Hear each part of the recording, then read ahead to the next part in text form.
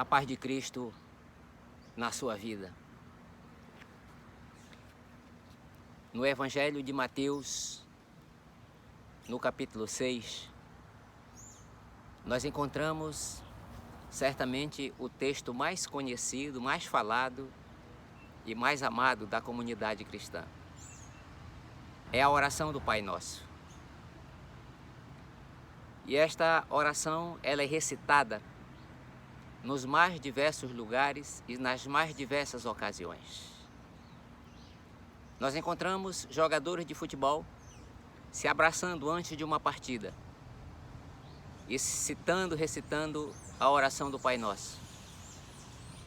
Nós encontramos também jogadores de futebol após o final de uma partida, um campeonato que venceu ou que perdeu, fazendo a oração do Pai Nosso. Nós encontramos a oração do Pai Nosso também em aniversários e nesses tempos, especialmente em velórios. Esse texto, ele é um texto bastante conhecido e bastante importante para a comunidade cristã, porque Jesus, quando ensina os seus discípulos a orarem desta forma, o judeu, ele tinha uma barreira entre ele e Deus nesse sentido. O judeu não chamava Deus de Pai.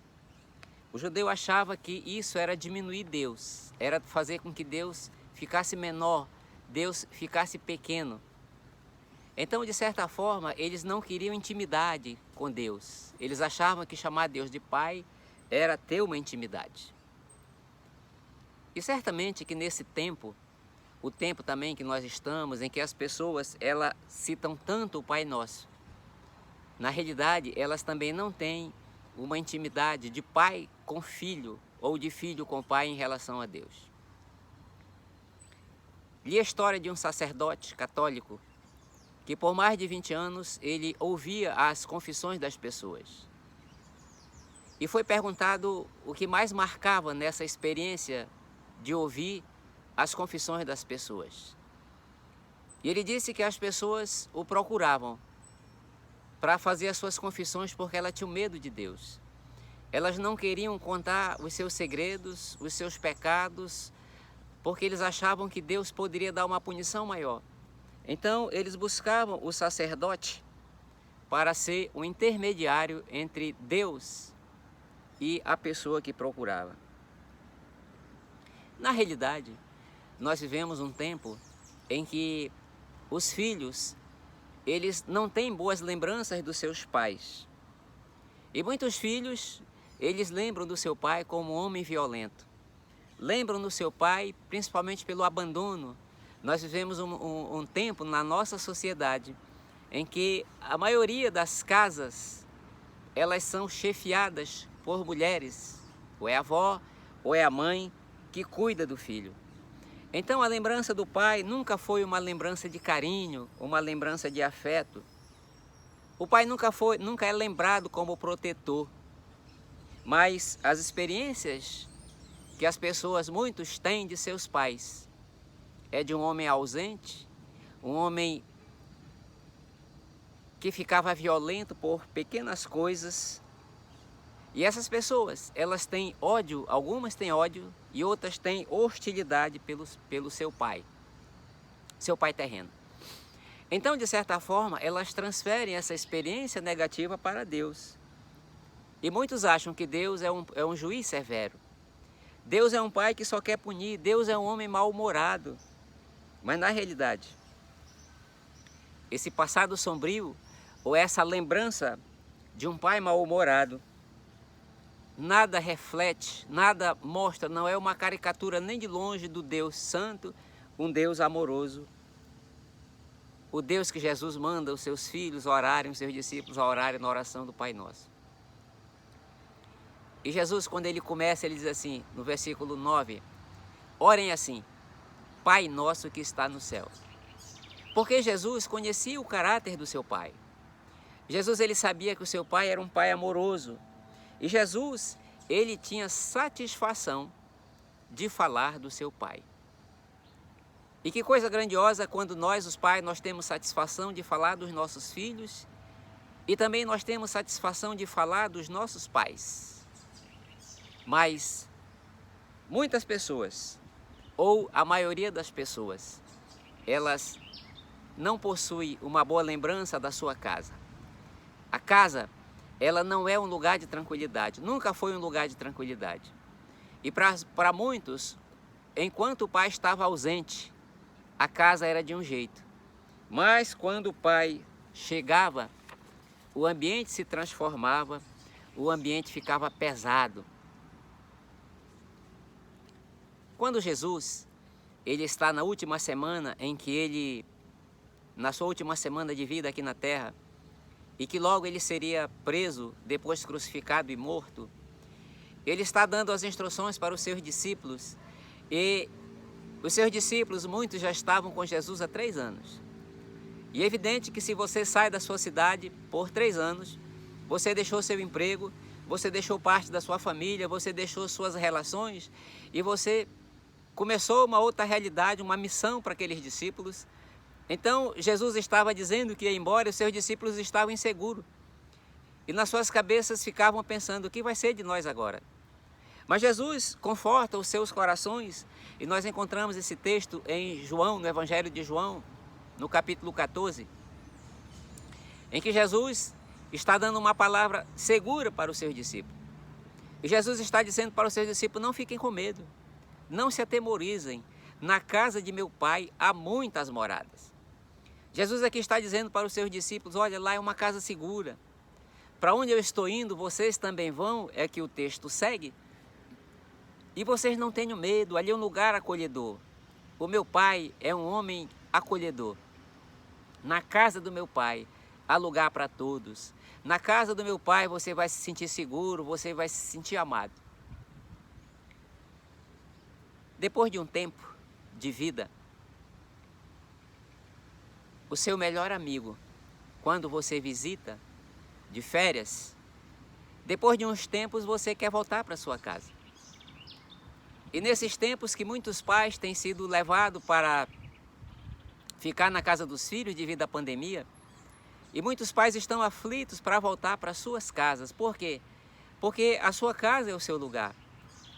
Mas, entretanto, nenhuma casa aqui na terra, nenhum lugar aqui na terra reflete a casa que o nosso Pai Celestial tem para nós. Mas muitas pessoas, e o texto dessa mensagem, o principal desta mensagem é isso. A casa do Pai é um Pai que acolhe.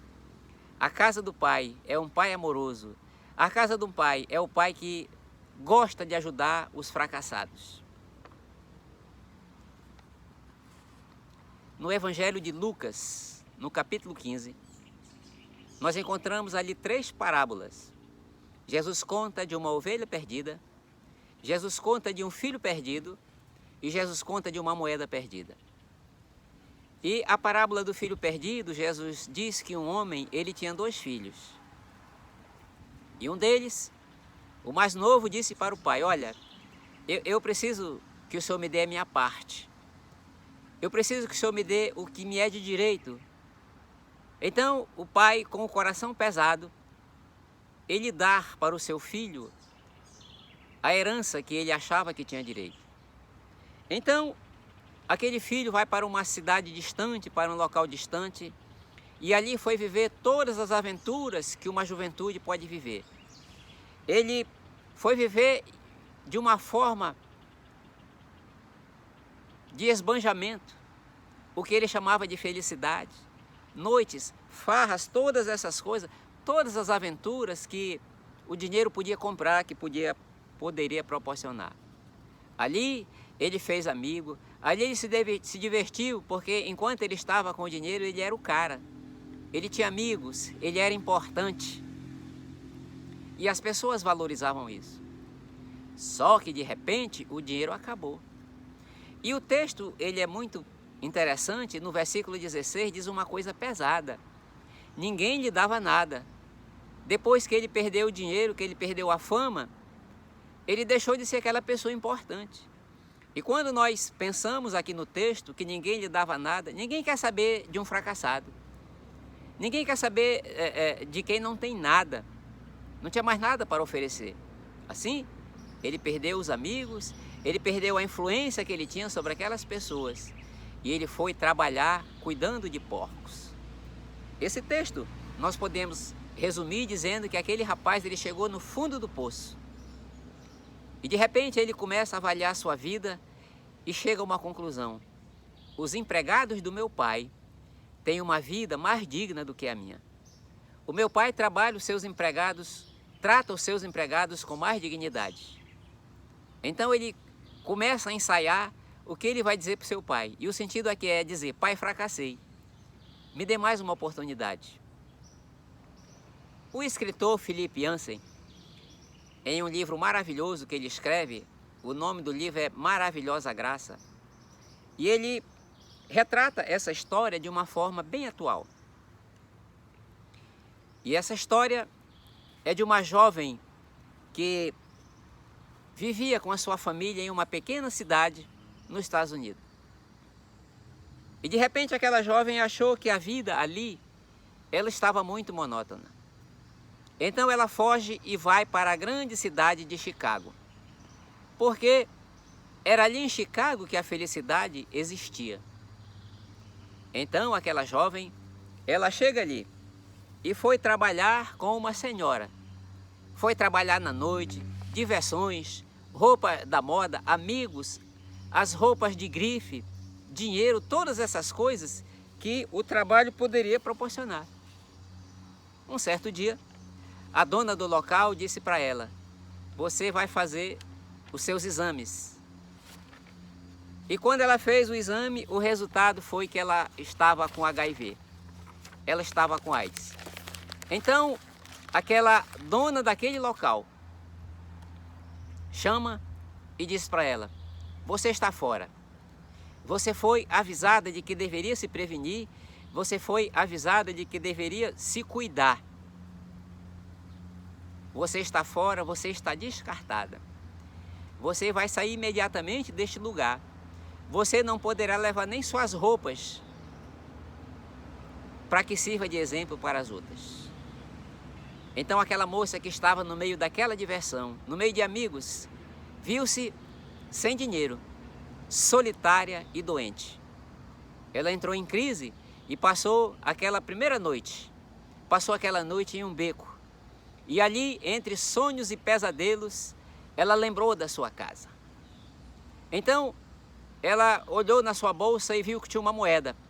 Foi em um telefone público e ligou para o seu pai. Mas quando ela ligou, caiu na secretária eletrônica. Mas ela deixou um recado.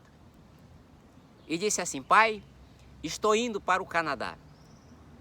E sei que o trem passa pela cidade no final da manhã. E se o Senhor me perdoou, coloque um pano branco na janela para que eu possa ver. Porque a casa dela, a casa do seu pai, era possível ver da estação daquela pequena cidade. Então, aquela jovem foi para a rodoviária, para o local lá, e comprou a sua passagem de trem para o Canadá. E à medida que o trem se aproximava daquela pequena cidade, a aflição tomou conta do seu coração. Será que meu pai ouviu a mensagem? Será que eles estão em casa? Será que ele me perdoou? Será que ele vai colocar o pano branco ali na janela, como eu falei para ele? E quando aquela moça chegou, que o trem parou na estação, não havia um pano branco na janela. Mas o seu pai mandou colocar panos brancos em todos os locais, até nas árvores. Imagine uma cena de uma árvore de Natal enfeitada com panos brancos, lenços brancos, coisas brancas. O pai mandou colocar em todos os lugares. Ali, o pai está dizendo que o seu perdão não era um perdão pequeno, mas que era um perdão grande. E quando Jesus conta essa história do filho perdido, e quando Jesus fala que nós devemos procurar chamar Deus de Pai, Jesus está dizendo para nós que as nossas lembranças de um pai carrasco, de um pai duro, de um pai exigente, de um pai que maltrata, de um pai que abusa, não reflete nem de perto o Pai generoso que é Deus, o Pai gracioso que é Deus, o Pai de compaixão e graça. Deus tem prazer em ajudar os que caem. Deus tem prazer em ajudar os fracassados. E digo que todos nós éramos fracassados antes de encontrar o Senhor Jesus. Todas as pessoas se acham filhas de Deus, mas entretanto, Deus só é Pai daqueles que se aproximam dele com coração humilde, com coragem, mas com coração humilde, confessando: Pai, eu fracassei.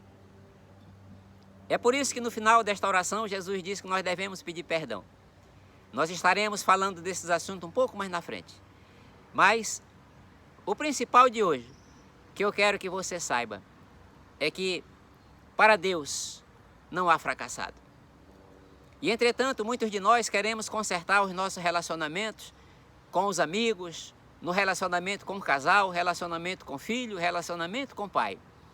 Mas entretanto, esses relacionamentos, eles nunca serão consertados enquanto nós não consertarmos o nosso relacionamento com o nosso Pai maior.